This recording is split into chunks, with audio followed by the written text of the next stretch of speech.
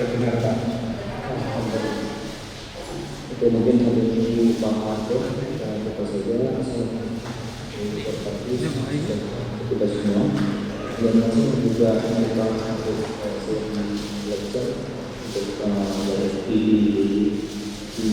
komisi yang sama yaitu yang ada dan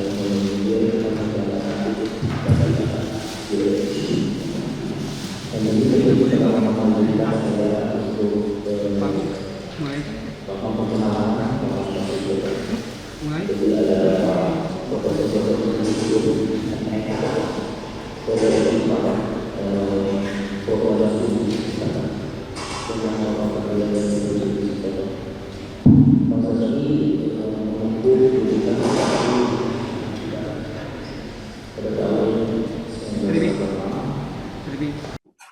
lalu menempuh S2 di Tokyo Institute of Technology Tokyo yang sekarang sudah berganti nama menjadi Institute Science Tokyo pada tahun 1992 dan menyelesaikan S3-nya juga sama di Tokyo Institute of Technology tahun 1995 dan bidang dari keahlian beliau adalah fisika reaktor, PLTM generasi lanjut, dan komputasi fisika nuklir.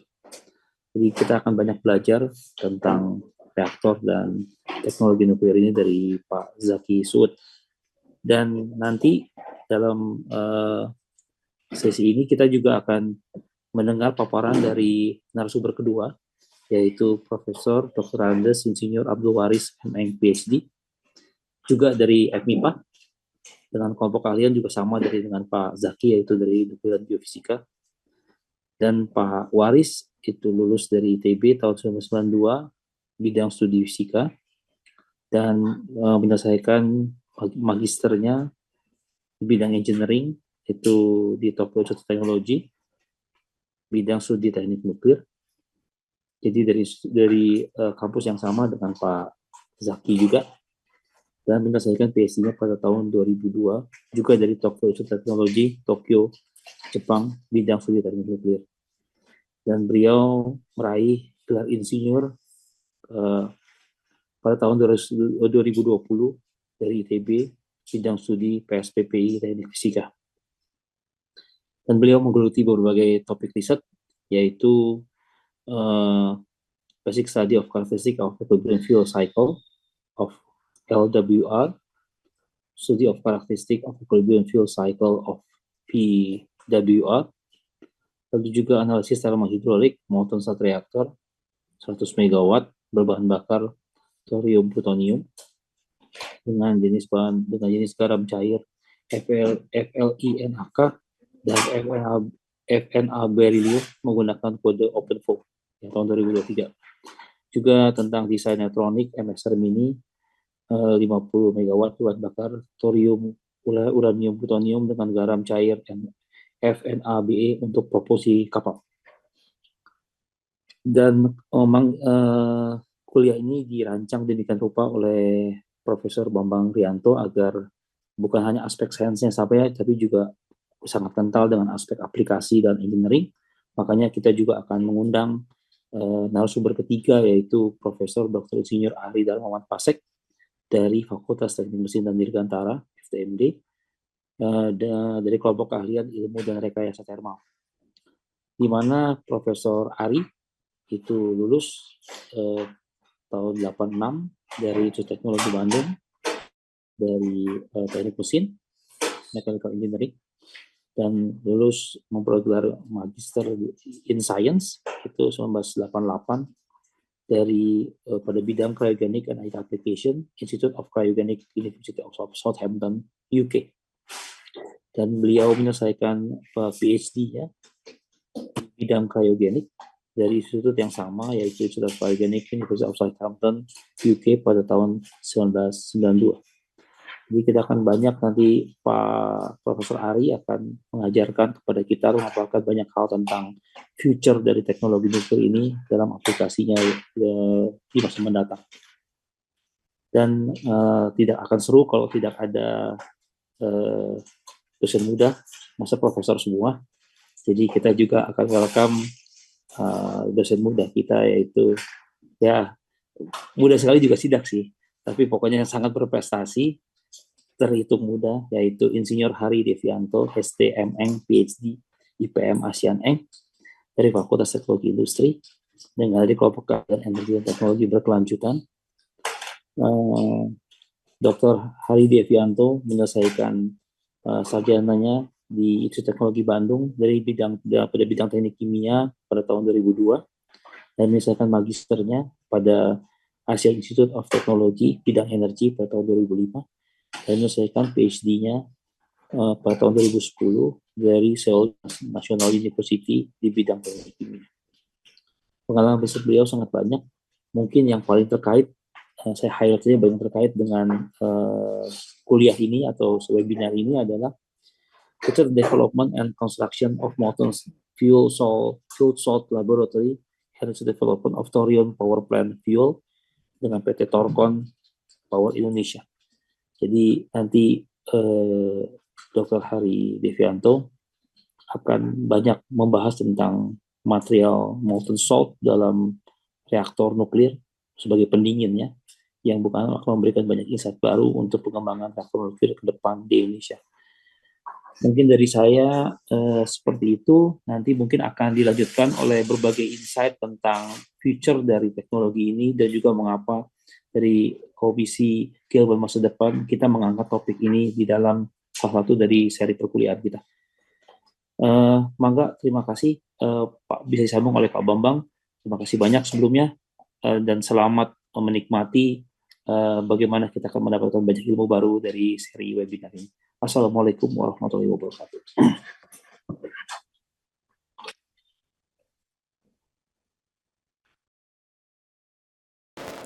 ITB. Jadi sebagaimana tadi sudah disampaikan, kita akan membahas topik tentang sains dan teknologi nuklir. Mohon disampaikan Pak Agung slide sebagai pengantarnya. Pak Agung siap menambah. Oh ya. Baik, Bapak Ibu sekalian, barangkali izinkan saya berdiri. Jadi sebagaimana diperlihatkan oleh satu sumber yang tentang energi nuklir,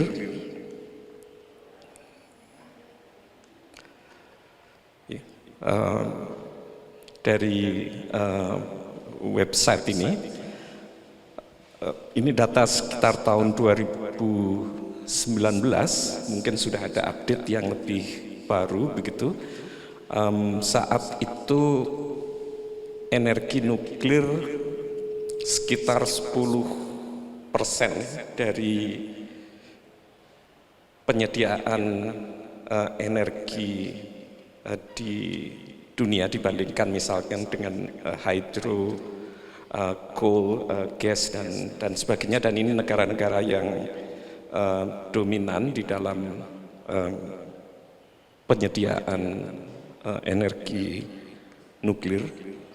Dan ini adalah contoh dari bagaimana impact kepada lingkungan dari energi nuklir begitu, yang bahkan kalau dibandingkan dengan yang berbasis pada batu bara, itu sebenarnya energi nuklir relatif lebih bersih, meskipun memang ada isu yang lain yang nanti akan kita dengarkan dari para pakar di dalam sains dan teknologi nuklir. Jadi untuk kesempatan pertama kami berikan, mohon maaf bisa disampaikan Pak Agung susunan acaranya. Bapak Ibu sekalian, para hadirin sekalian, sebagaimana kita ketahui, isu perubahan iklim itu menjadi sangat kuat sekarang ini ya. Kita menyaksikan sendiri bagaimana misalnya banjir di Spanyol, di Jerman itu mungkin sekian puluh tahun yang lalu itu nggak pernah mereka bayangkan. Kebakaran di California misalnya itu demikian dahsyat, para pakar sepakat bahwa itu ada faktor pengaruh dari pemanasan global ya, kontribusi dari pemanasan global. Nah, ini faktor-faktor muncul, banyak banjir bandang, kebakaran hutan masif, gelombang panas, angin topan, kekeringan, dan peningkatan level laut. Ini yang juga bagi beberapa kota di kita menjadi ancaman sangat serius. Untuk itu perlu perubahan kebijakan secara radikal dalam hal yang terkait dengan lingkungan. Dalam hal ini produksi gas rumah kaca harus ditekan semaksimal mungkin, bagaimana yang sudah disepakati dalam sebagaimana yang sudah disepakati dalam perjanjian Paris ya. Nah, dalam konteks itu energi nuklir generasi lanjut dapat berperan penting. Kenapa? Karena energi nuklir itu dalam operasinya nggak menghasilkan gas rumah kaca, dan dia dayanya bisa sangat besar ya. Nuklir density energinya sangat tinggi. Jadi misalnya reaktor nuklir itu kalau ukuran kecil seperti yang untuk menggerakkan kapal selam, itu ngisi bahan bakarnya cukup 20 tahun sekali. Jadi bisa ditaruh di tempat pelosok 20 tahun baru nanti diisi bahan bakar lagi, ditukar gitu ya ini. Ini sekilas tentang bagaimana dinamika PLTN beberapa tahun khususnya setelah kecelakaan Fukushima. Kita tahu bahwa kecelakaan Fukushima itu membuat prospek nuklir itu sempat menjadi sangat rendah pada titik nadir ya. Tapi 5-10 tahun kemudian kita melihat permasalahan pemanasan global itu demikian kuat sehingga PLTN menjadi satu alternatif, kemudian bargainingnya meningkat. Dan kalau kita lihat sekarang, Jepang yang sangat terpukul dengan kecelakaan Fukushima, sekarang dia bergegas mengaktifkan sebanyak mungkin PLTN dia, dan dia sudah sangat kencang berusaha membangun PLTN generasi baru. Ya, ini memang tantangan yang sangat besar yang juga berpengaruh pada competitiveness dari setiap bangsa ya. Tantangan geopolitik juga demikian, khususnya perang Rusia-Ukraina. Kita tahu Barat itu memilih transisi energi dengan gas. Kenapa? Gas itu relatif paling bersih di antara bahan bakar fosil. Tetapi perang Ukraina-Rusia itu membuat harga gas sempat naik dari $1,6 sampai pernah puncaknya mencapai 9. Itu kalau orang di Barat tuh bilang, ya kalian minyak naik sampai $125.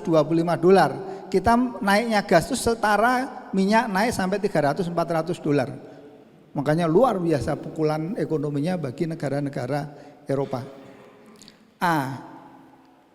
Yang perlu kita ketahui, PLTN menjadi alternatif yang baik, tetapi kita harus memperhatikan bahwa untuk Indonesia itu ada persyaratan tertentu bagi PLTN yang bisa digunakan.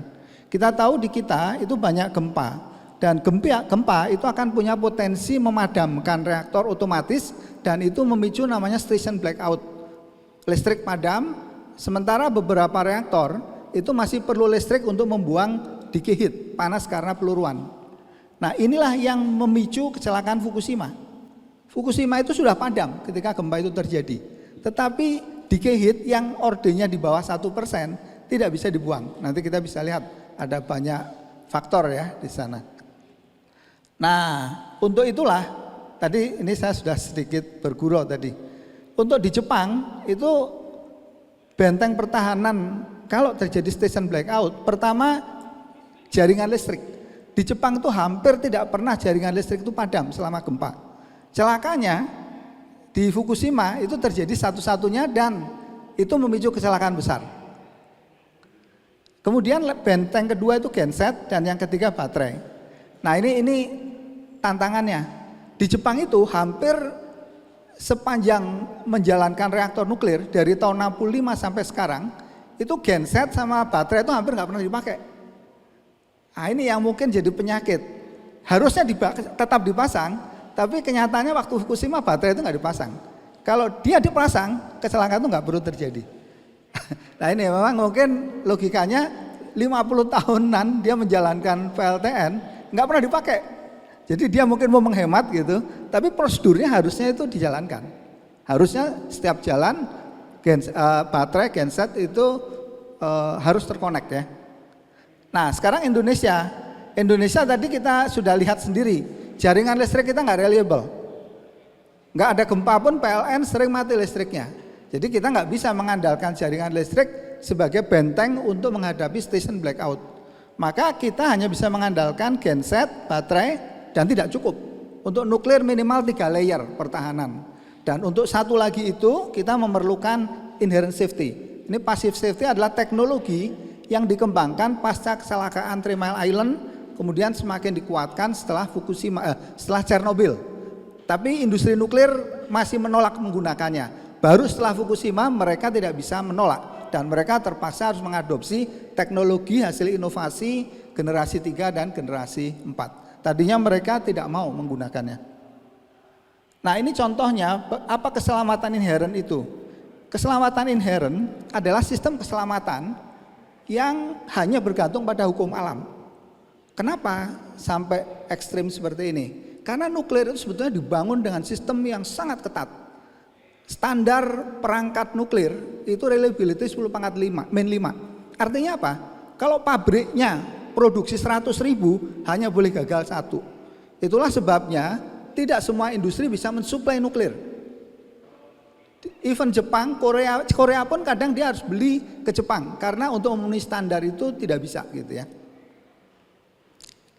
Nah, contoh keselamatan inherent kalau seperti Fukushima, kalau dia sudah pakai passive safety seperti ini, nggak perlu terjadi kecelakaan karena decay heat yang 1% bisa dibuang dengan sirkulasi alamiah.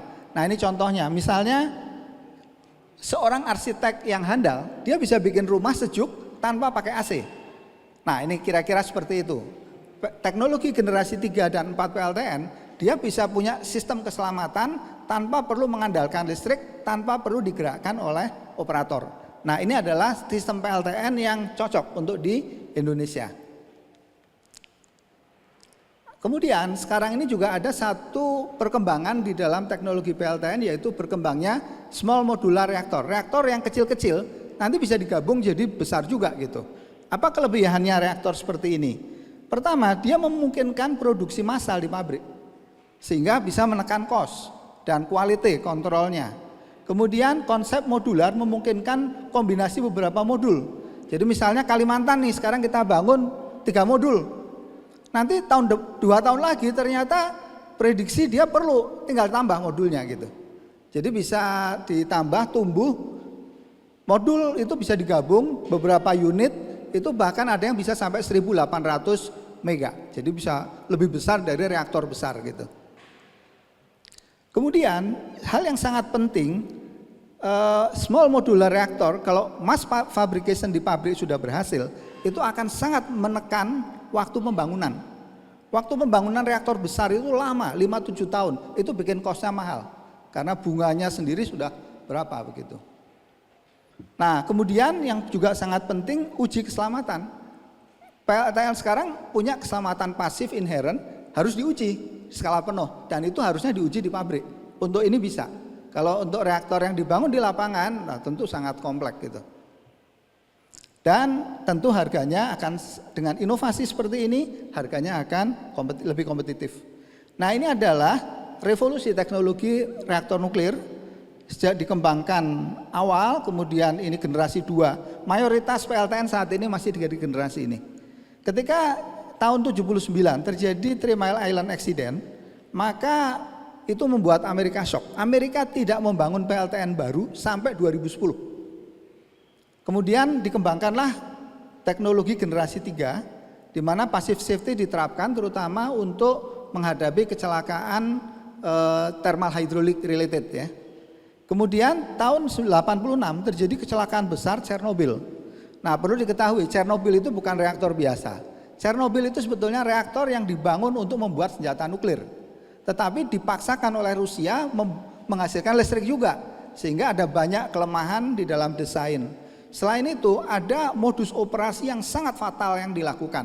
Karena waktu itu mau di shutdown, orang mikir aman, para pakar nuklirnya pada keluar, yang tersisa orang dari power, dan dia nggak begitu tahu tentang reaktor.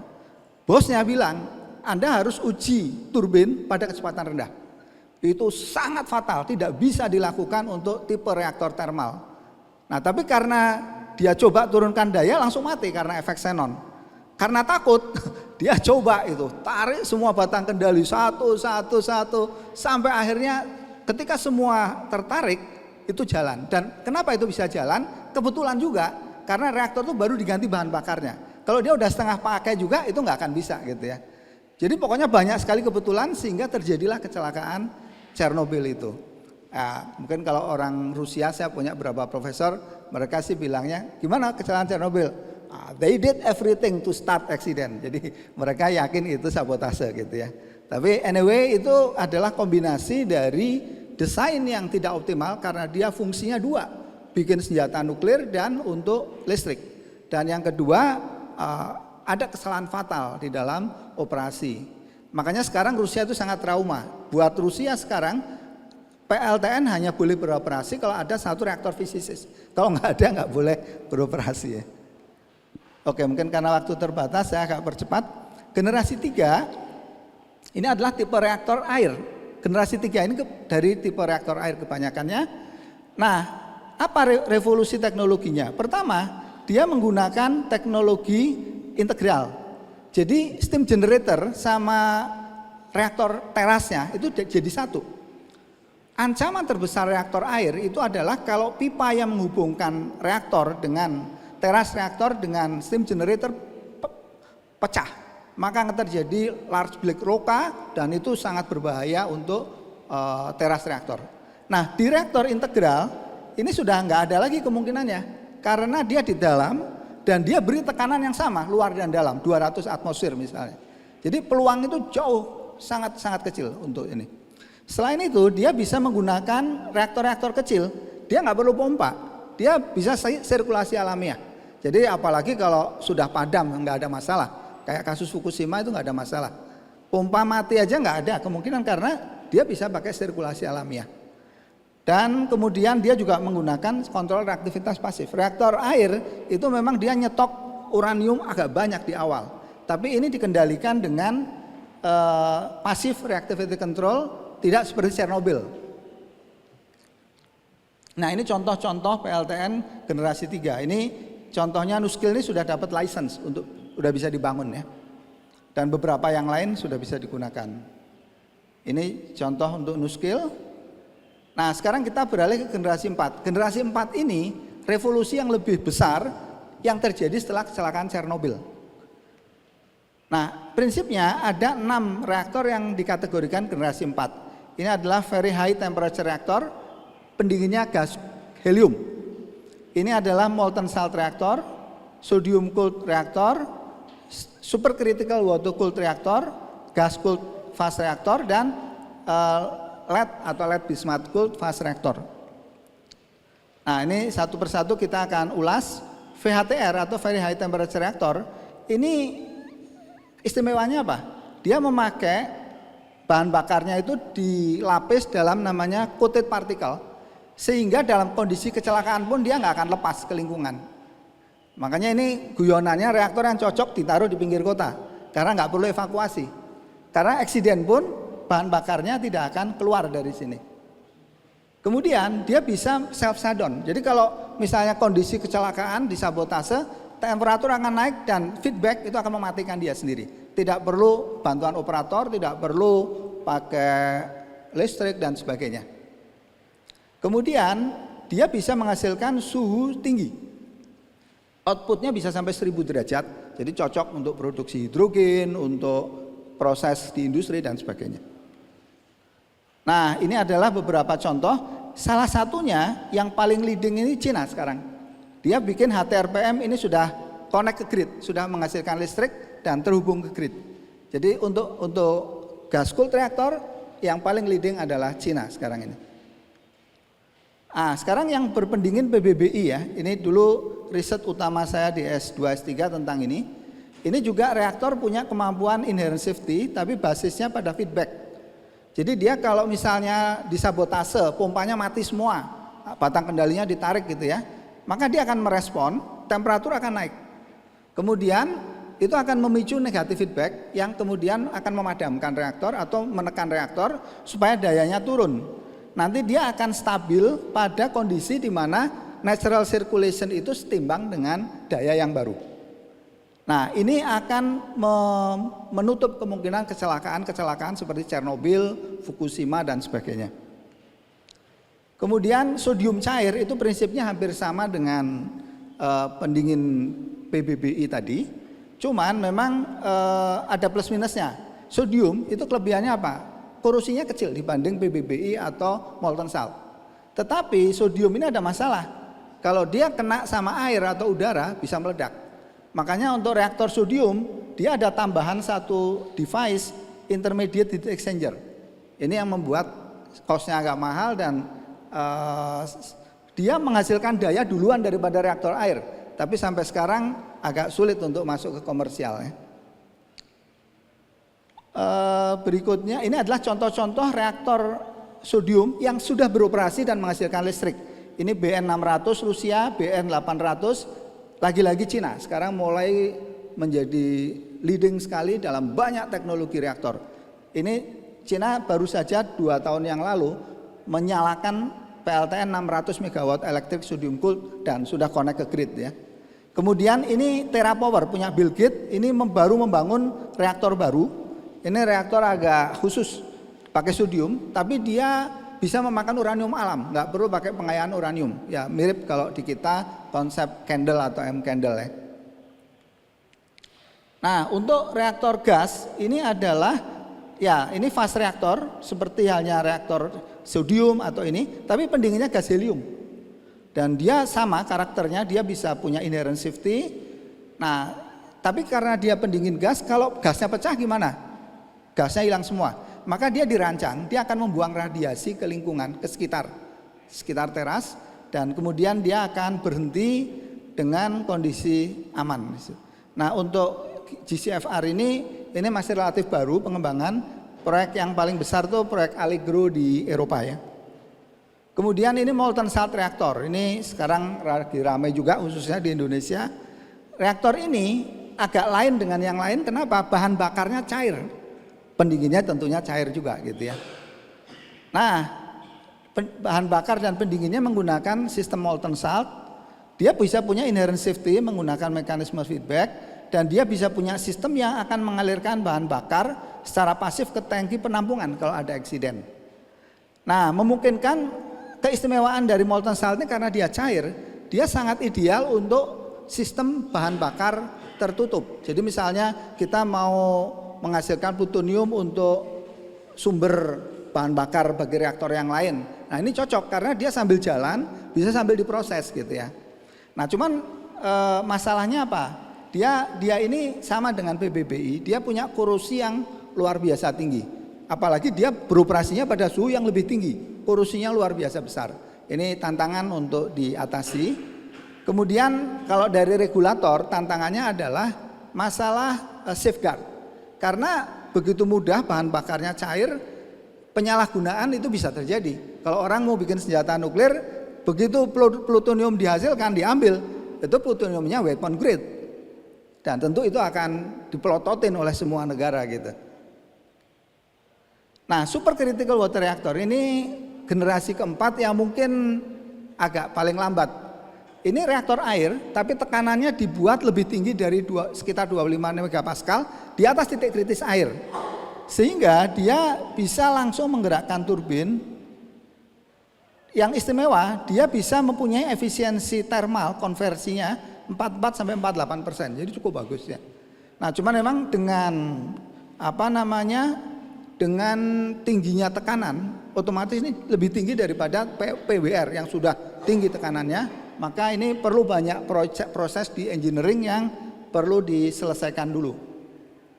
Nah ini di ITB kita juga mengembangkan, mungkin di dunia kita yang paling duluan mengembangkan modular reaktor berbasis PBBI ya, PB atau PBBI cair. Sebelum SVBR yang dikembangkan di Rusia.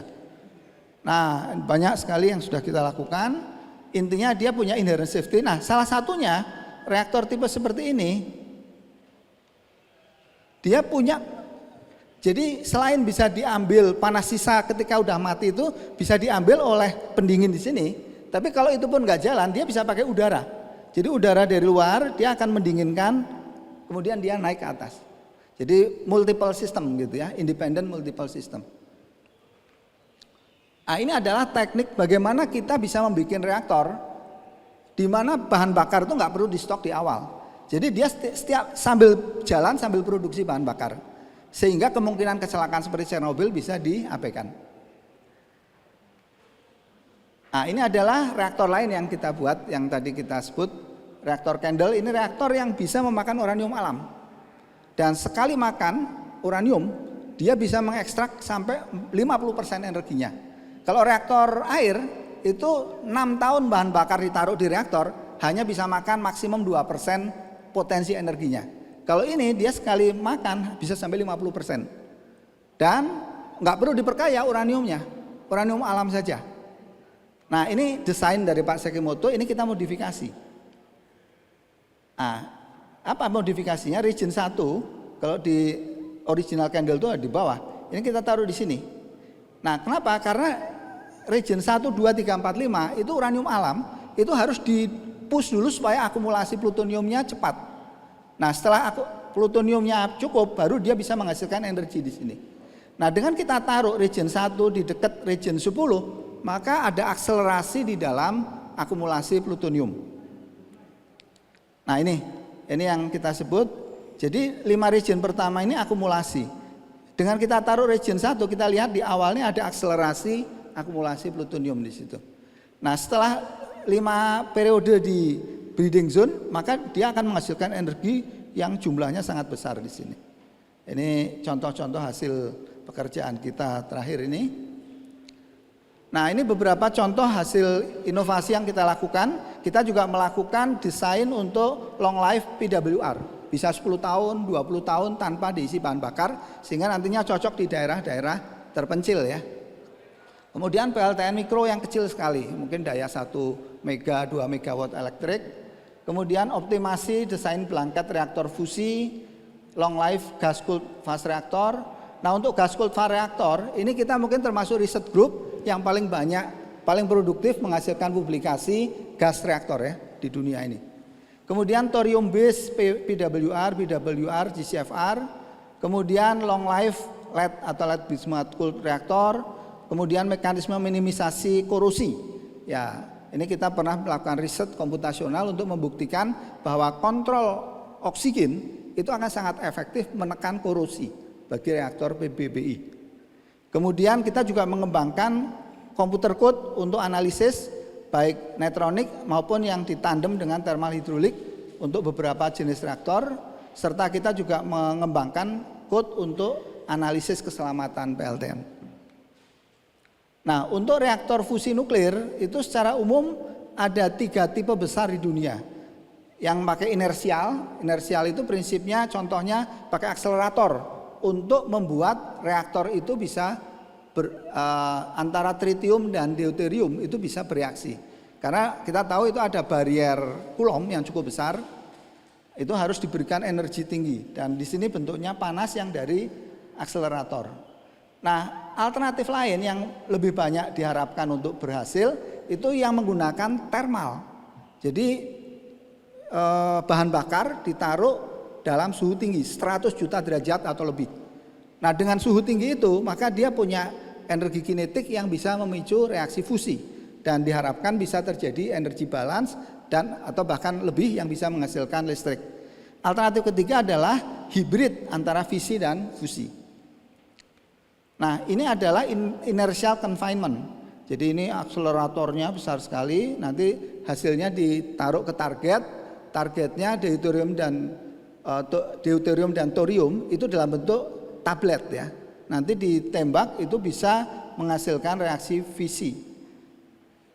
fusi. Nah, ini berkembang sejak tahun 70-an sampai 80-an. Awalnya ini yang lebih banyak berkembang dulu. Tetapi ada kesulitan untuk mengambil panasnya.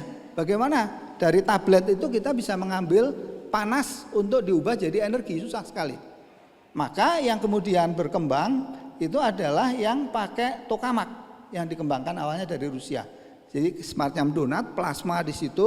Nah, kemudian reaksi fusi berjalan, nanti radiasi ke pinggir itu ditampung untuk diolah menjadi menghasilkan steam dan kemudian menghasilkan listrik. Itu sistemnya. Ini yang digunakan di ITER di Perancis, proyek termonuklir global, patungan semua negara. Nah, ini rencana nanti sebelum tahun 2060-an lah mungkin akan bisa beroperasi. Nah, sebetulnya kemarin ini ada sedikit breakthrough besar dari Amerika di Lawrence Livermore Laboratory. Itu mereka menggunakan ini inertial confinement fusion. Dia bisa mencapai break even point. Jadi hasil yang dia diperoleh dari energi fusi bisa lebih besar daripada energi laser yang digunakan.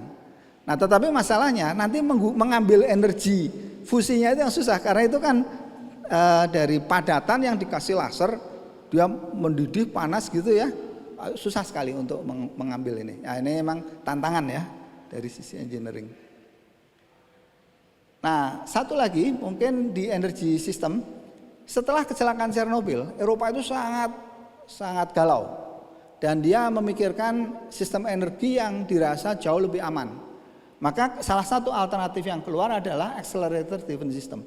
Sistem ini sebetulnya masih pakai seperti reaktor nuklir, tetapi dalam modus subkritis.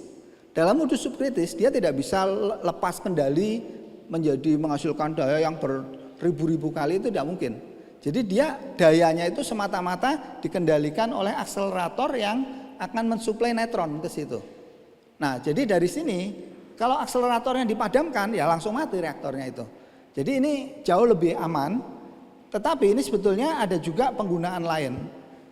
Reaktor subkritis ini memang sekarang masih agak lambat perkembangannya, tetapi untuk fungsi khusus itu mungkin cukup bagus, yaitu untuk membakar limbah nuklir. Jadi ada mekanisme, nanti Pak Waris ini kerjaannya, membakar limbah nuklir, bagaimana menghancurkan limbah nuklir dengan reaktornya sendiri atau dengan akselerator.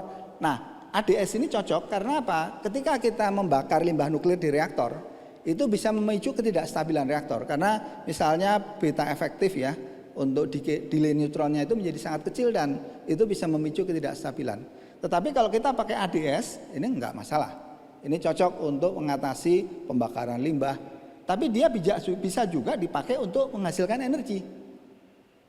Nah, di sini kira-kira 10-20% dari energi yang dihasilkan ini dikembalikan untuk menyalakan akselerator tadi ya, ini yang barusan sudah saya jelaskan. Ya, ini contoh publikasi. Oke, ini kesimpulan bisa dibaca aja. Oke. Mungkin saya inikan sekilas saja. Jadi kesimpulannya PLTN generasi 3+ dan generasi 4 merupakan sistem energi nuklir yang dapat diharapkan untuk mendukung upaya menuju carbon net zero. Jadi kalau generasi 2 maaf saja, saya tidak setuju juga gitu ya. Tidak cocok lagi untuk digunakan. Kemudian small modular reactor dan PLTN PWR ukuran besar yang telah menerapkan keselamatan inheren merupakan PLTN yang paling siap diimplementasikan. Jadi memang sekarang ini kalau mau buru-buru bikin PLTN ya sebagian besar yang ready itu reaktor air atau reaktor gas seperti yang sudah dioperasikan di Cina. Di antara PLTN generasi 4, sodium cooled fast reactor ini bisa dibilang paling mapan teknologi dan beberapa bahkan sudah menghasilkan listrik yang digunakan. Untuk lead, bismuth, dan molten salt ini masalahnya sama, yaitu masalah korosi yang akut ya. Jadi ini barangkali mungkin bisa diharapkan digunakan komersial 10-20 tahun ke depan kalau problem korosi itu bisa diatasi. Untuk PBBI sebetulnya resepnya sudah ada, yaitu mengontrol oksigen. Dengan pengontrolan yang tepat maka korosi itu bisa ditekan. Kemudian untuk gas cooled fast reactor ini banyak juga mulai dikembangkan. Kalau kita ini sangat intensif mengembangkan ini, tapi barangkali mungkin untuk masuk komersial perlu waktu lebih lama ya, mungkin bisa 15-20 tahun ke depan. Nah, untuk supercritical water cooled reactor ini mungkin paling akhir ya, barangkali ini mungkin perlu 20-40 tahun ke depan untuk masuk komersial. Untuk reaktor fusi maka tampaknya tokamak adalah tipe yang paling menjanjikan dan ini menurut schedule itu sekitar 2060-an itu akan contoh demonstration reaktornya akan beroperasi, yaitu ITER project di Prancis. Komersialisasi energi fusi sendiri diperkirakan masih perlu 50 sampai 100 tahun ke depan. ADS banyak dikembangkan terutama untuk mendukung penanganan limbah radioaktif. Secara prinsip teknologi dapat diimplementasikan 15-25 tahun ke depan. Terima kasih.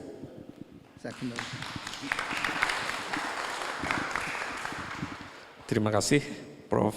Zaki untuk paparannya tentang generasi terbaru ya barangkali ya untuk nuklir. Berikutnya kami persilakan Pak Prof. Waris untuk menyampaikan paparannya.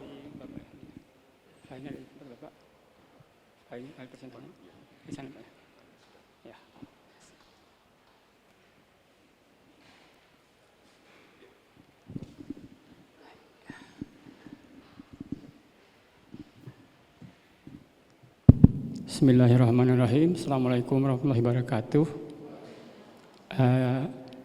Saya mohon izin untuk mempresentasikan topik ITB Talk hari ini. Itu adalah pengelolaan bahan bakar dan limbah nuklir menuju zero release waste, nuclear waste.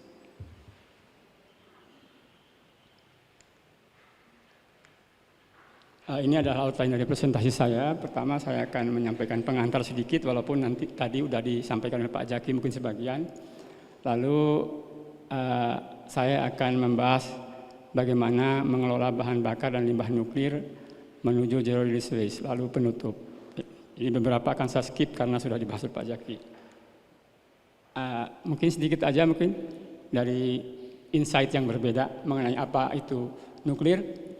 Mungkin kita membayangkan nuklir itu seperti ini. Ini adalah desain dua bom yang dijatuhkan di Hiroshima dan Nagasaki.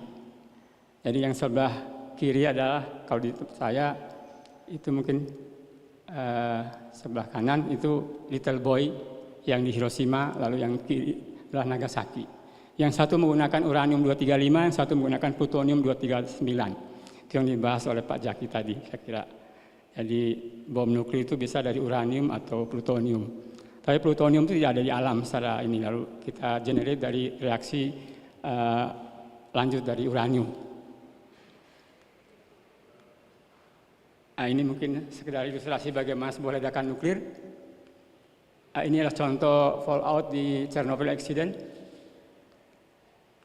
Kemudian ini di Fukushima tadi sudah dibahas juga oleh Pak Zaki. Fukushima Daiichi itu belum lama, jadi 2011. Kemudian ini jadi ada 4 unit di sana, ada satu yang meledak tapi sebelahnya kena juga gitulah. Yang 3 dan 4 itu dari gambar situ saya kira. Dari sini. Ya. Nah, kalau kita lihat lebih lanjut sedikit, jadi energi nuklir itu ada 2 sebenarnya. Ada yang energi fisi dan itu berasal dari reaksi fisi dan fusi. Jadi mungkin kalau fusi kita tahu itu ada pakai tokamak, jadi atom ringan seperti hidrogen itu kita gabungkan menjadi satu isotop atau satu unsur, misalkan menjadi helium, maka gabungan itu akan menghasilkan energi yang dahsyat sekali. Jadi kalau tadi reaksi fisi itu pemecahan, itu kalau kita pecahkan ada energi yang dihasilkan, tapi kalau digabung yang kecil-kecil itu energinya jauh lebih dahsyat. Ya, jadi cuma teknologinya belum matur seperti yang fisi. Jadi, nah kemudian fisi ini ada 2 jenis, ada namanya fisi spontan. Jadi misalkan kalau ada peluruhan, itu ada peluruhan menghasilkan reaksi fisi juga, pemecahan inti. Nah itu spontan. Kemudian ada fisi yang diinduksi oleh neutron. Nah itu yang bisa kita kontrol. Itulah PLTN. Jadi kita mengontrol reaksinya itu menggunakan neutron. Kita sebut sebagai neutron induced fission. Jadi reaksi fisi nuklir yang diinduksi dengan neutron. Jadi kita atur dengan mengatur neutronnya. Jadi karena reaksinya itu dikontrol itu, maka kita tinggal ngatur jumlah neutron aja seperti di dalam reaktor untuk mengontrolnya. Yang sebagai ilustrasi ada di sini, saya kira. Jadi misalkan ini kita punya uranium 235, lalu saya tembakkan dengan neutron, satu N0 ini, nanti dia akan pecah menjadi 2, dua pecahannya itu kita sebut sebagai produk fission product, lalu menghasilkan energi. Energinya adalah 200 megaelektronvolt.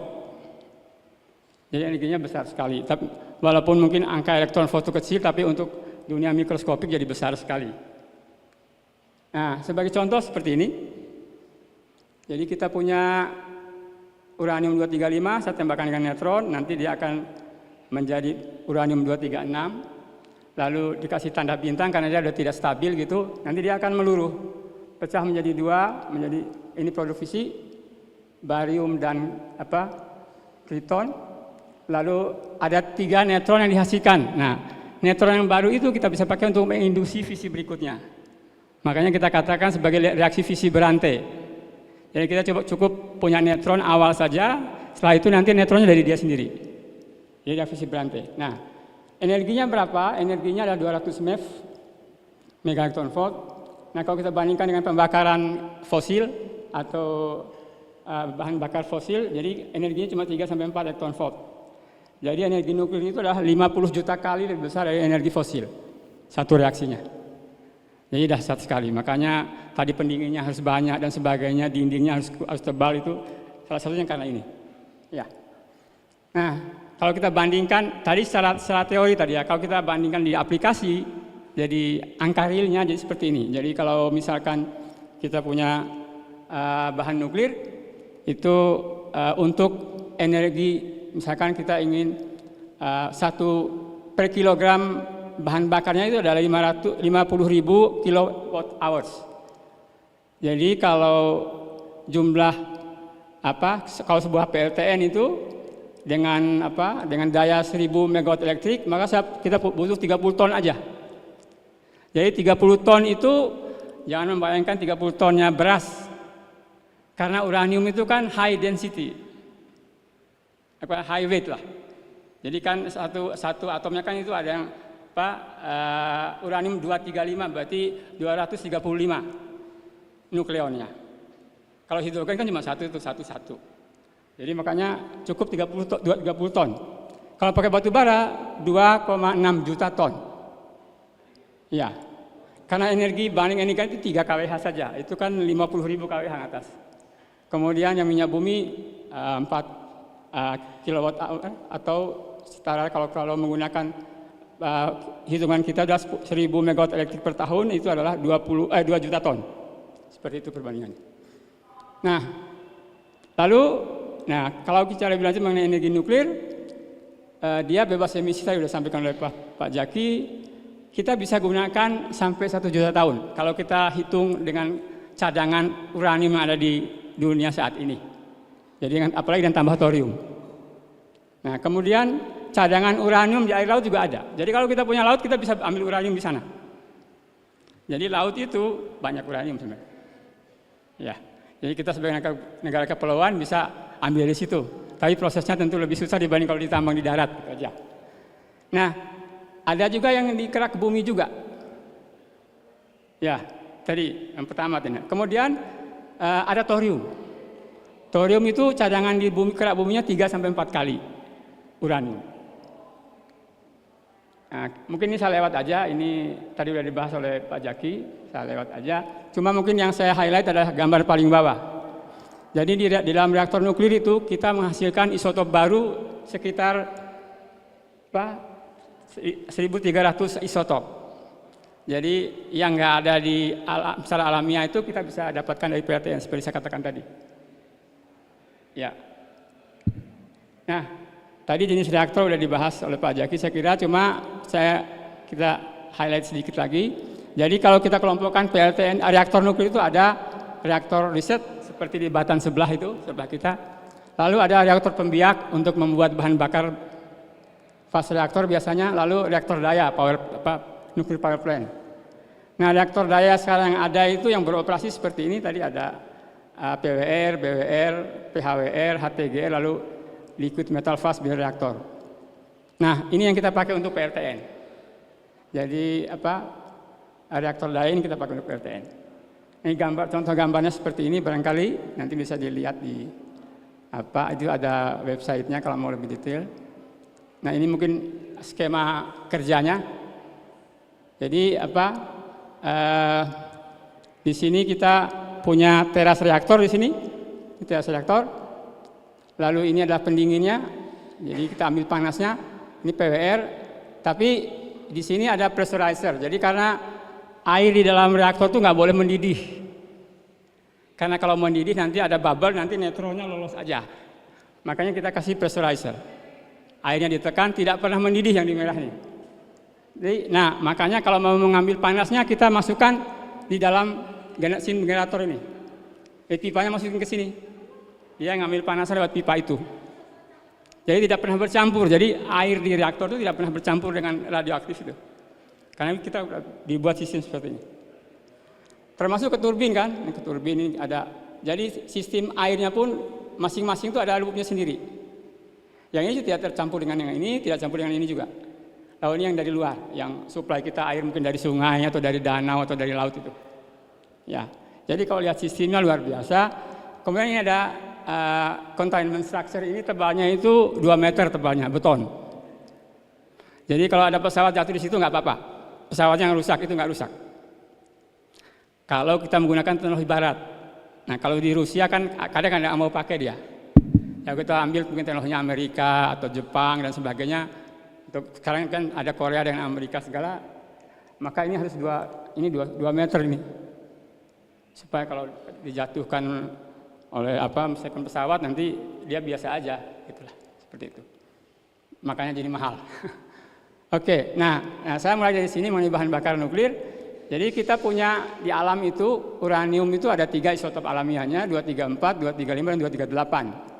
Tapi yang bisa mengalami reaksi fisi secara alamiah itu hanyalah 235. Nah, tapi karena uranium 235 itu di alam itu cuma 0,72% dari total isotop uranium, maka kita harus perkaya.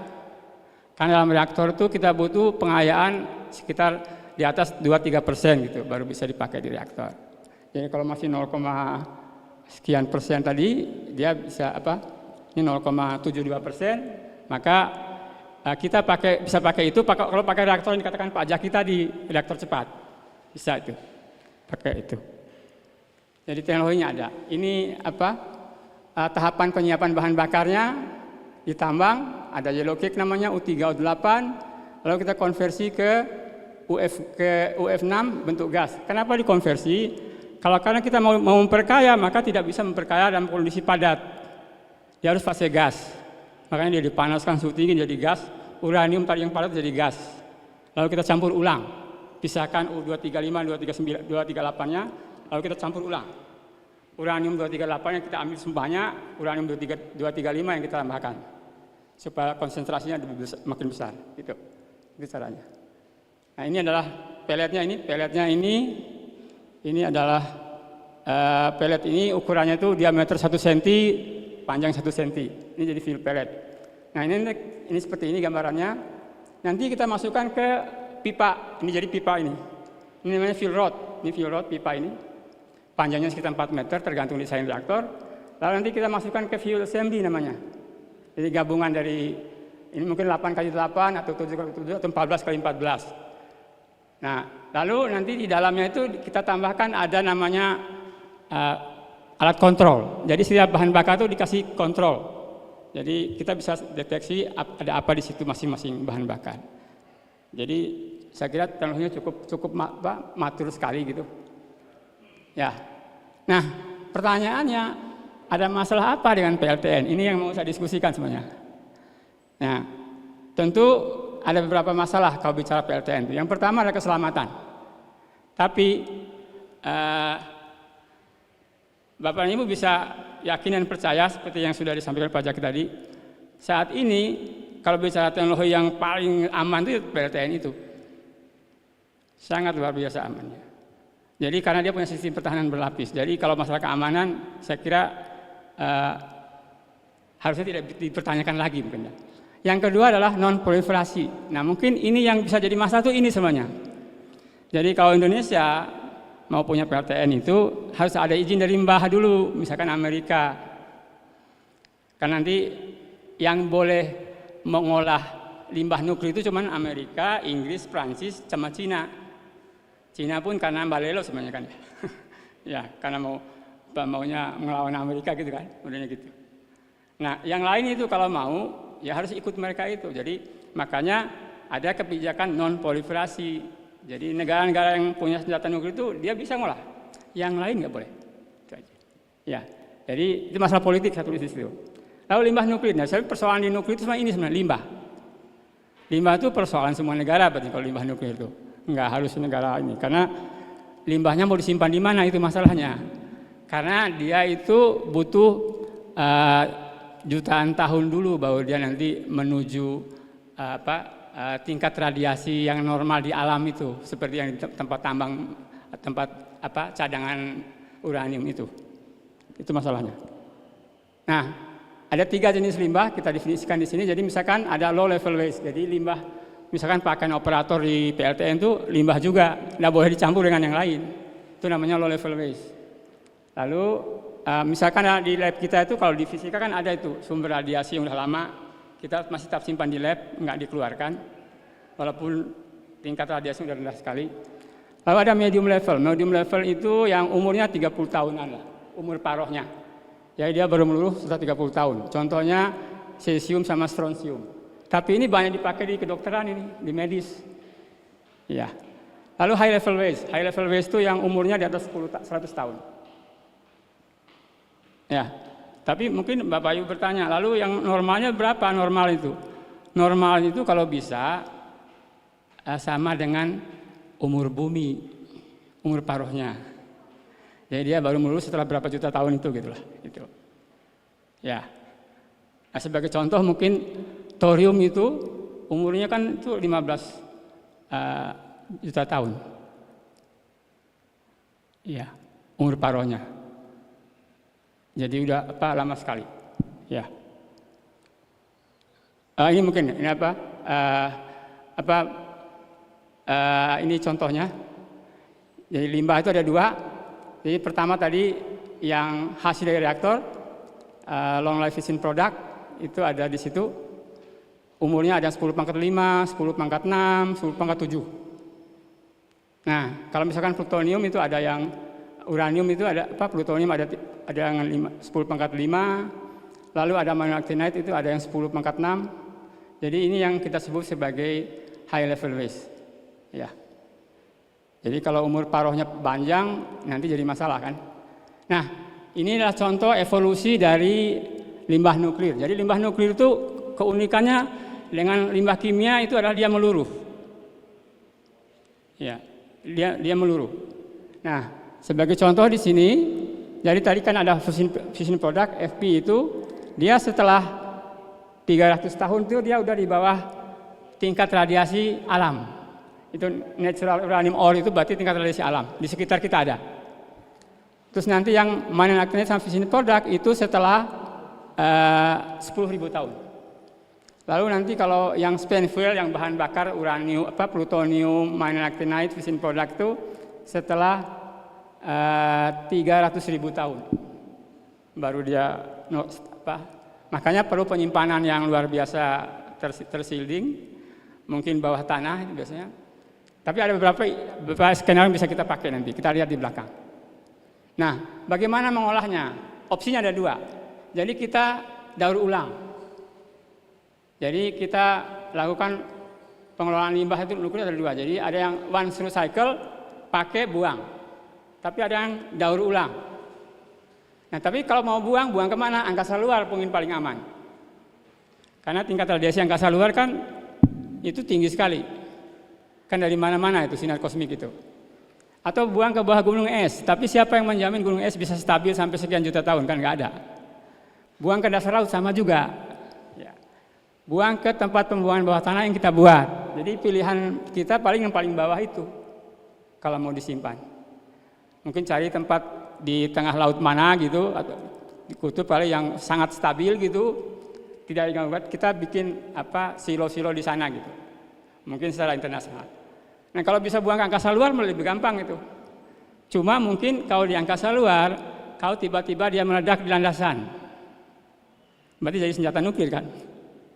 Kalau dia meledaknya di angkasa luar nggak apa-apa sih, biarin aja kalau itu sih. Tapi kalau di landasan jadi masalah. Ya. Nah, Nah ini mungkin, jadi kalau mau dibuat pembuangan bawah tanah ya dia harus bertahan 100.000 tahun sampai jutaan tahun gitu. Nah, sistem ini meniru sistemnya leluhurnya kita mungkin yang di Mesir sana mungkin ya. Itu kan ada tempat Fir'aun bikin ada sesajen gitu. Nah itu kan bisa bertahan sampai sekarang pun masih ada katanya. Ya mungkin 10.000 tahunan gitu. Jadi namanya vitrifikasi. Ya, ada sempat wadah khusus yang dibuat. Kayak kita mungkin sementasi sekarang, kita bahannya berbeda.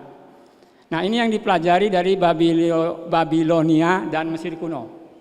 Jadi bagaimana menyiapkan limbah nuklir sebelum dibuang. Karena nggak bisa dibuang begitu saja. Nah ini contoh tempat pembuangannya. Jadi kalau dilihat ini luar biasa penyiapan ini tempat membuang itu, dan tentu bahan-bahannya juga harus luar biasa juga, karena kalau nggak luar biasa nanti susah nih. Kan ini lumayan, ini bisa sekian ratus meter di bawah tanah, mungkin sekitar 1000 meter di bawah permukaan bumi gitulah. Kita buat gini, semacam terowongan atau mungkin dulu waktu zaman perang Indonesia, perang kemerdekaan itu kan ada gua-gua mungkin seperti itulah, tapi bawah tanah sekali gitu, bawah sekali itu tempat membuangnya. Nah, atau begini, kita daur ulang. Nah, saya melakukan penelitian yang ini, jadi limbahnya saya daur ulang. Jadi opsi ini kita sebut sebagai opsi closed cycle. Jadi tidak ada limbah nuklir yang dibuang, kita ambil diputar lagi gitulah. Tapi tentu masih ada limbahnya juga, nggak bisa semua gitu. Jadi kita lakukan namanya opsi kedua adalah closed cycle atau recycling gitulah. Daur ulang, atau ada yang bilang juga partitioning and transmutation. Jadi kita partisi dipisah-pisah dulu, lalu kita masukkan lagi ke reaktor gitu, transmutasi di reaktor. Nah, jadi ini adalah nanti sisa bahan bakar kita proses. Nanti pembungkusnya kita buka, kasih pembungkus yang baru. Nah, terus ini juga sebelum kita tadi melakukan ini harus dipisah dulu tadi. Jadi kita pisahkan mana yang namanya produk fisik, yang kecil-kecil itu, yang nomor masanya mungkin sekitar di bawah 150-an gitu. Lalu yang sampai yang uranium masih bisa kita pakai lagi, plutonium masih bisa kita pakai lagi begitu. Ya, seperti itu. Nah, lalu kita bisa daur ulang, sebenarnya daur ulang plutonium sama actinide aja. Mana actinide itu adalah unsur yang di atasnya actinium. Ya, nanti ada plutonium, ada actinium, sana itu adalah mana actinide. Karena jumlahnya sedikit sekali di alam. Nah, cuma kalau ada masalah, jadi kalau plutonium itu nggak boleh dipisah dari yang lain. Kalau kita mau seperti ini, karena kalau dipisah nanti bisa dipakai untuk bikin bom itu takutnya, ya. Dikonversi menjadi senjata. Nah, lalu jadi plutonium sama actinide itu harus didaur ulang atau disimpan bersama-sama supaya karena pemisahannya susah. Nah, lalu mimpi kita membuat zero release nuclear waste seperti apa gitu loh. Kita coba bayangkan lah. Jadi kalau menuju zero release nuclear waste itu berarti nanti kita harus sedapat mungkin limbahnya nggak ada, berarti kita pakai lagi gitu ya. Nah kita coba itu kita terapkan di sini. Ini ada namanya pendekatan yang dulu dilakukan oleh Pak Salvatore, ini ahli nuklir dari Prancis. Waktu zaman saya sekolah di Jepang, dia beberapa kali ke lab. Karena profesor saya itu adalah profesornya Pak Jaki, jadi saya itu beruntung ada Pak Jaki di sana, jadi saya direkomendasikan untuk masuk ke lab itu. Lalu datang Pak Salvatore ini, dia mencoba bekerja sama untuk membuat bagaimana limbah nuklir itu sebagian kita masukkan lagi ke reaktor. Ya. Oke, Pak. Ini sudah mau selesai, Pak. Oke. Ini mungkin saya percepat aja. Ini juga saya percepat mungkin. Ada skenario ini. Nah, kita lihat begini. Di sini aja. Jadi kita ada dua skema untuk daur ulang itu. Ada yang kita bisa pakai, misalkan skema Dupik itu dia langsung. Lalu yang satu lagi itu kita proses dulu, itu aja ada dua itu aja. Yang satu sana langsung, yang Dupik ini enggak gitu ya. Mungkin ini saya lewat aja, ini tadi dibahas oleh Pak Jaki mengenai reaktor yang menggunakan thorium, itu molten salt reaktor, tadi sudah dibahas ya. Nah ini mungkin ini sebagai catatan tadi, bahwa radiotoksitas itu nanti butuh waktu 1 juta tahun mungkin baru aman dari kita. Ya, jadi kalau misalkan kita go nuklir, ini juga harus dipikirkan dari sekarang gitu lah, itu mungkin catatan pentingnya. Ini mungkin saya kira ini sudah dibahas Pak Jaki tadi, saya kira itu aja, terima kasih. Terima kasih Prof. Waris yang telah memaparkan tentang limbah nuklir ya, dan bagaimana cara mengolahnya gitu ya. Jadi mungkin untuk ini ya, untuk zero waste begitu ya. Baik, kita lanjutkan pemapar berikutnya, Prof. Ari Pasek dan Pak Dr. Hari Devianto mungkin akan disampaikan secara bersama untuk satu topik. Kami persilakan. Terima kasih Pak Bambang. Yang saya hormati Bapak Ibu sekalian, baik yang hadir luring maupun daring. Selamat siang. Assalamualaikum warahmatullahi wabarakatuh. Pada waktu pertama Pak V dan Pak Bambang meminta saya untuk menjadi pembicara, saya menolak karena publikasi terakhir saya mengenai nuklir ini di tahun 2011, kira-kira 10 tahun yang lalu, 15 tahun yang lalu begitu ya. Jadi kalaupun saya bicara, saya katakan ini saya bicara sejarah, tapi Pak Bambang insist nggak apa-apa begitu ya, menceritakan sejarah. Kemudian oleh sebab itu presentasi saya disebut bagian pertama, karena bagian keduanya akan diteruskan oleh Pak Hari Devianto yang akan bercerita mengenai teknologi nuklir, meskipun tadi sudah ada yang terakhir oleh Pak Zaki dan Pak Waris mengenai pengolahan, tapi ada kegiatan-kegiatan yang terkait nuklir juga di laboratorium yang dipimpin oleh Pak Hari Devianto ini. Di samping itu, saya juga diminta oleh Pak Bambang ini untuk sebagai atau selaku Kepala Pusat Energi Baru dan Terbarukan, saya diminta untuk mencoba memposisikan kira-kira PLTN ini dibandingkan dengan sumber-sumber pembangkit listrik dengan energi baru, terbarukan itu ada di mana begitu. Jadi sebelum mencerita mengenai sejarah, mengenai penyiapan sumber daya insani, pada tahun sekitar 90 sampai 2011, 2007 sebenarnya, itu saya akan memaparkan sedikit pengetahuan saya yang juga diperoleh dari beberapa referensi yang saya baca mengenai perkembangan pembangkit listrik dengan sumber daya energi terbarukan. Gitu. Kemudian di bagian akhir nanti akan sedikit bercerita singkat mengenai penelitian-penelitian yang sudah dilakukan pada tahun kisaran 1990 sampai 2011. Nah ini sudah diceritakan oleh Pak Zaki tadi bahwa kita membutuhkan PLTN itu mungkin ada 2 hal yang mendorong. Yang pertama memang kita butuh sekali pembangkit listrik dengan kapasitas besar begitu ya. Yang kedua adalah kita memang berkomitmen untuk mengurangi emisi CO2. Nah, nampaknya yang kedua ini yang paling beralasan dan itu sudah dinyatakan oleh pemerintah Indonesia dan dicatat oleh dunia gitu. Dunia dalam hal ini adalah UNFCCC. Ya, jadi kita sudah berkomitmen untuk mengurangi emisi CO2 sebesar 29% dari baseline emisi CO2 kita di tahun 2010 itu kalau kita melakukannya sendiri. Tapi kalau dengan bantuan internasional kita berkomitmen untuk bisa mengurangi sebesar 41% sebelum 2030. Itu dinyatakan dalam dokumen NDC ya, National Determined Contribution. Kemudian nanti 2025 ini kita akan memperbaiki komitmen kita berapa persen yang kita bisa kurangkan, tentunya harus lebih besar dari yang pernyataan yang pertama di second National Determined Contribution.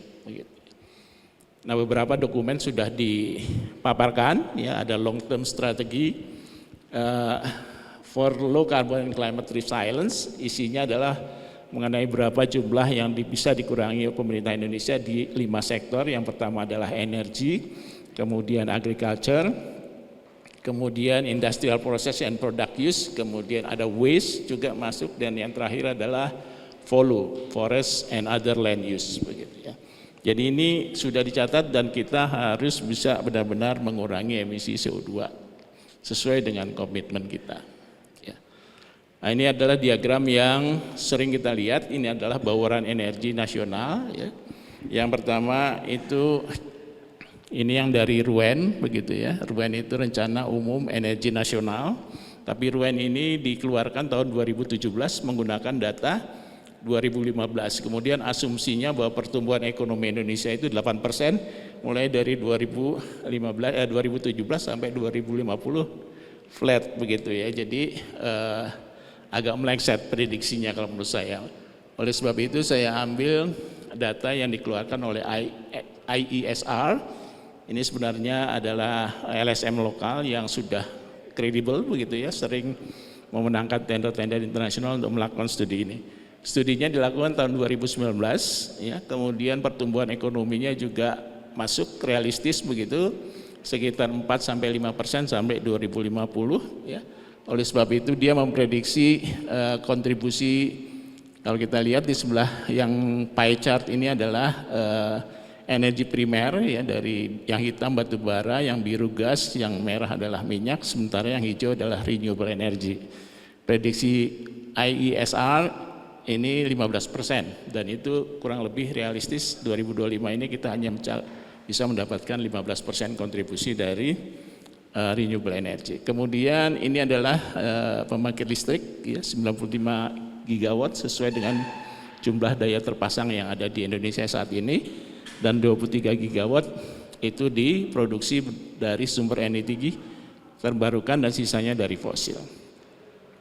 Ya, kemudian diprediksi ini kalau kita business as usual, tidak ada program-program, tidak ada kebijakan pemerintah yang mendorong terjadinya pertumbuhan energi terbarukan, kondisi 2050 itu baru 23% sesuai dengan yang kita inginkan, ya, itu baru terjadi 2050. Ini disebabkan oleh karena pertumbuhan ekonomi dan berakhirnya umur dari PLTU batubara.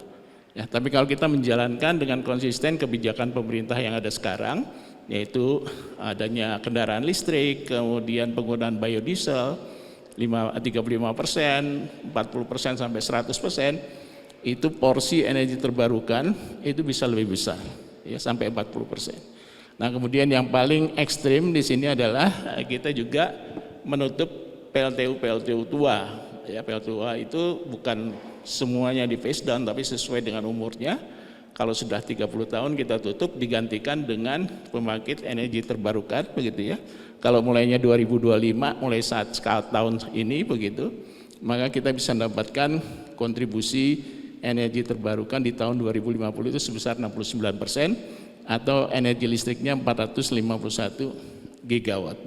Nah, lembaga ini percaya bahwa energi listrik di Indonesia itu bisa 100% dari energi terbarukan. Ya, tapi syaratnya itu tadi, pertama, ya, yang pertama kita memang berkomitmen untuk menghilangkan pembangkit dengan bahan bakar fosil. Kemudian yang kedua, ada pertumbuhan yang signifikan terhadap kebutuhan energi listrik. Tahun ini kita 95 gigawatt energi kapasitas terpasang, tapi penggunaannya mungkin hanya 70, ya, bahkan 60 gigawatt, begitu. Jadi masih over production. Tidak mungkin energi terbarukan akan tumbuh kalau kita masih konsumsinya masih di bawah kapasitas terpasang, atau kalaupun tumbuh akan lambat sekali. Itu dua kondisi pertama yang diperlukan agar energi terbarukan itu bisa tumbuh, atau bahkan energi nuklir diperlukan. Nah, kemudian kita lihat energi terbarukan yang ada di Indonesia seperti apa. Ini datanya dari SDM juga, dan yang dikutip oleh IESR, ya. Jadi yang terbesar itu potensinya adalah matahari, tapi sekarang yang terpasang baru kurang dari 1%. Kemudian hidro dan seterusnya kita bisa lihat di sini. Totalnya adalah 443,2. Ya. Jadi sekali lagi mereka optimis kalau ini semua kita manfaatkan, Indonesia bisa 100% dari energi terbarukan. Tapi kondisi realitanya itu baru 20% yang kita terpasang. Ya ini satu tantangan. Jadi mungkin kita tidak perlu PLTN kalau ini semua bisa dilaksanakan. Ya. Nah sekarang kita lihat satu persatu untuk solar energi bagaimana. Ini PLN sendiri mengakui dengan pembangkit baru yang menggunakan PLTS itu baru menghasilkan 850 gigawatt. Kalau capacity faktornya 15% itu baru dihasilkan 645 megawatt. Ya. Nah PLTS ini termasuk pembangkit yang capacity faktornya rendah. Ya. PLN sendiri hanya mengklaim 7% ya, capacity faktornya dibandingkan dengan pembangkit energi terbarukan lainnya yang ya rata-rata lebih dari 20% begitu. Nah ini suatu tantangan juga. Kemudian TKDN-nya rendah karena import panel suryanya. Kemudian yang paling tidak disukai oleh PLN adalah intermitensi. Ya, jadi dia pada waktu siang hari mungkin tinggi, begitu mendung seperti saat ini tidak menghasilkan listrik, apalagi malam hari. Nah kalau tidak dikoneksi dengan baterai seperti PLTS terapung di Cirata, itu tidak terkoneksi dengan baterai, langsung masuk grid besarnya 145 megawatt. Kalau itu hilang harus ada kompensasi pembangkit lain yang masuk ke jaringan. Kalau enggak kita blackout begitu ya. Nah ini kondisi yang berikutnya, ini adalah dari biomasa. PLN sendiri punya program namanya ARED, Accelerated Renewable Energy Development 2040. Jadi dia bertekad untuk membangun pembangkit baru dengan menggunakan energi terbarukan. Minimal 75% dari pembangkit baru itu harus energi terbarukan. Nah yang lama, PLTU yang lama, itu mereka tidak bisa ganti 100% dengan biomasa. Ya, setelah dicoba, kami juga ikut terlibat, beberapa perguruan tinggi juga ikut terlibat. PLTU di PLN itu dimiliki ada yang tungkunya pulverized coal, ada yang circulated fluidized bed, dan ada yang stoker. Yang paling gampang di co-firing, dicampur bahan bakarnya dengan batu bara, ya, itu adalah stoker.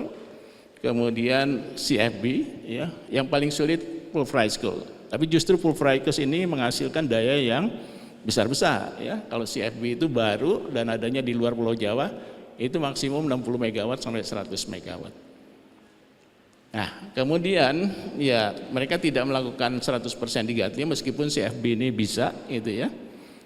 Nah, kalau ini dilakukan, skenario ini dilakukan co-firing dengan persentase yang seperti ini di 20 PLTU batu bara, itu mereka memerlukan 5,3 juta ton biomasa per tahun.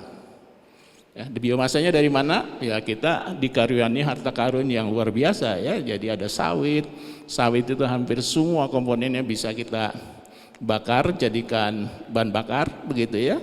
Kemudian ada beberapa kayu yang nilai kalorinya setara dengan batu bara.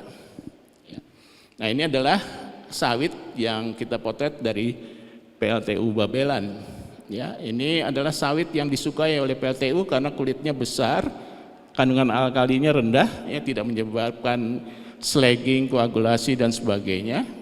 Namun tidak disukai oleh pemilik kebun kelapa sawit karena rendemen minyaknya rendah. Sebaliknya yang disukai itu yang tipis-tipis ini, tapi dia penuh serabut. Ini kandungan alkalinya tinggi, ya, tetapi minyaknya juga tinggi, begitu. Nah, yang berbahaya itu adalah harganya, ya. Harga di pabrik itu, harga cangkang kelapa sawit itu kurang lebih sama dengan batu bara. Nilai kalorinya jauh lebih tinggi. Jadi berbondong-bondong orang membeli saat ini cangkang kelapa sawit ini dengan harga sekian di pabrik ini, ya. Di pabrik. Jadi kalau kita lihat nilai kalorinya lebih bagus dari batu bara yang diterima oleh PLTU, ya. Batu bara yang diterima oleh PLTU itu hanya 4.000 sampai 3.900 begitu. Nah kalau dulu 2009 kita pergi ke pabrik kelapa sawit, cangkang kelapa sawit ini menggunung. Demikian juga limbah lainnya, sabut, kemudian tandan kosong kelapa sawit. Sekarang bersih, ya, sekarang bersih karena ada harganya. Dan sayangnya cangkang kelapa sawit ini tidak masuk ke PLTU kita, ya. PLTU Babelan di Cikarang sana, milik Cikarang Listrik Indo, dia pakai itu, ya. Harganya sampai di Cikarang 1,8 juta per ton.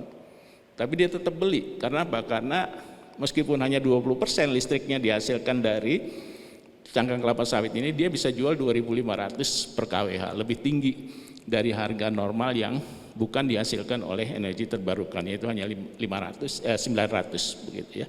Dan industri-industri sana berniat membeli, karena begitu dia beli listriknya green, produknya dia bisa klaim green, dan dia juga bisa jual dengan harga yang premium ke negara-negara yang concern terhadap green. Jadi green economy secara kecil sudah berlangsung, ya. Tapi nyatanya biomass ini yang nilainya tinggi-tinggi habis, ya. Bahkan kebun kelapa sawit di Sumatera itu ada yang punya kontrak 30 tahun, semua limbahnya diambil dikirim ke luar negeri, dibeli oleh pembeli dari luar negeri. Jadi meskipun PLN mencanangkan 1 gigawatt itu dari bioenergi, ya, yang kurang lebih membutuhkan 5,3 juta ton, tapi supply dari biomasnya belum bisa sustain, ya. Nah, ini rencananya PLN, jadi 5,3 itu 50% diperoleh dari waste, ya, biomass waste, 5% lagi dari yang disebut bio-sustainable, ya. Nah, kalau kita misalkan biasanya produksi biomass, misalkan kita punya hutan tanaman industri, produksinya itu sekitar 12-27 ton per hektar tergantung dari jenisnya, ya. Kita asumsikan 20 ton per hektar, kalau kita perlu 2,5 juta ton, kita perlu 125.000 hektar. Ya, kemudian untuk sustainable kita perlu 3 kali lipatnya, karena baru 3 tahun sekali dipanen. Dan itu adalah 375.000 hektar. Apakah ini mungkin disediakan lahannya? Ya mungkin saja, tapi tidak gampang begitu, ya. Kemudian bagaimana dengan sampah kota? Ya jawabannya bisa, sampah kota 5 juta ton per tahun itu mudah gitu. Tapi ini kita bahas lain kali saja. Kemudian ini beberapa pengalaman yang sudah melakukan jadi konversi dari batu bara menjadi biomasa di PLTU Air Anjir di Bangka yang kecil-kecil. Kalau CFD ini bisa 100%, ya. Tapi tidak lama, belum lama dilakukan percobaan. Kita belum tahu resikonya apa kalau di running 1 tahun, 2 tahun begitu. Kemudian juga pernah dilakukan di Pulau Pisang di Kalimantan Tengah. Sekali lagi ini CFD hanya 60 megawatt begitu, ya, bisa menggunakan. Kalau ini palm kernel shell, ya, cangkang kelapa sawit. Kalau ini adalah wood chips, ya. Oke. Nah, jadi biomass juga